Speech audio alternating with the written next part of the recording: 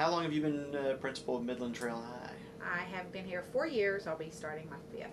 Gotcha. Fall. How long have you been in Fayette County? 21 years. Oh, wow. Okay.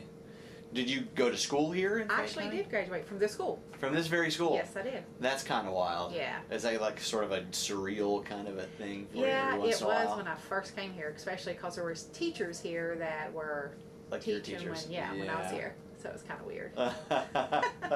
That's outstanding. Hey, all right, are you ready to move into some school bond type questions? Okay. Okay, great. Here we go. Okay. All right. What are some of the challenges facing Fayette County schools right now? Well, I feel some of the challenges that are really facing the school system is trying to have the funds to keep the buildings, maintain the buildings to the standards that they need to be, and to offer the curriculum that the students of Fayette County need. Gotcha. And how do those kinds of conditions really affect the education of the students? Well, not having the curriculum that other schools and bigger schools have, you know, when you have smaller schools and you have fewer classes to take, I think it really impacts them at the next level. And, you know, I feel like at the high school level, we're here to prepare them for the next level. And I worry that our kids in Fayette County aren't getting what they need at the next level. Gotcha.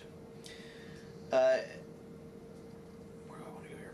Now, if the bond passes, how will that brighten the future of Fayette County Public Schools? Well, with the new school, having a larger school will offer more curriculum. We'll be able to offer curriculum that's going to be comparable or with some of the larger schools in the state, and it'll broaden our students' horizons. I feel like that it'll definitely give them bigger opportunities. Terrific. If the bond doesn't pass, are we still going to see some changes in the school system? We're probably not going to see as many changes because, again, as I'll go back to, the funds aren't going to be there to be able to make those changes. That with the bond that's coming out and the money that they're getting, we can make multiple changes to existing buildings as well as with the new school that's going to offer lots of things. Are they still planning on consolidating any schools if the bond does not pass? That I'm unsure of. Okay. Why do you want people to vote yes for this school bond? In your own words. Well, I'm going to go back to, I think that if it were a matter of a new school, our kids are going to have better opportunities, the better curriculum. There are so many facility issues and you know, this school is one in general that, you know, we need a new roof.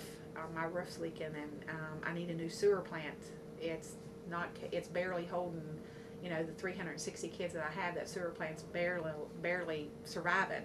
So there's a lot of things and a lot of buildings that need to be upgraded, and with the bond and with the money that we have, not only are we going to get the new buildings, but the existing buildings are going to get the upgrades that they need. How old is Midland Trail High School?